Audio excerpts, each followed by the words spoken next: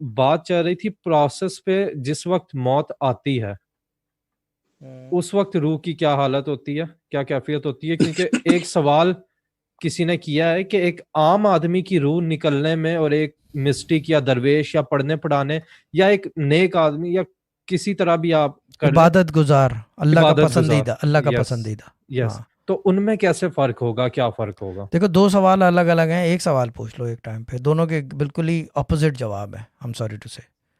ٹھیک، تو پہلے یہ بتا دیں کہ جب روح نکلتی ہے تو ایک عام آدمی میں ایک عبادت گزار میں کیا فرق ہوتا ہے روح نکلنے کے پروسیس میں؟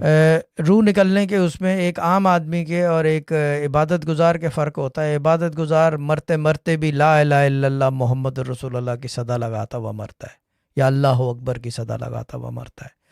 عبادت صحیح، گزار کی درویشوں کی، فقیروں کی، صوفیوں کی، یا یہ کہ مولانا مفتی جو عبادت گزار حافظ ہوتے ہیں، جب وہ ملک الموت کو دیکھتے ہیں وہ جو ہے کیا کہتے ہیں، کلمہ بلند کر دیتے ہیں، لا الہ الا اللہ محمد رسول اللہ، کیونکہ ان کو یہ یقین ہوتا ہے کہ وہ اپنے خالق حقیقی اللہ کے پاس جا رہے ہیں.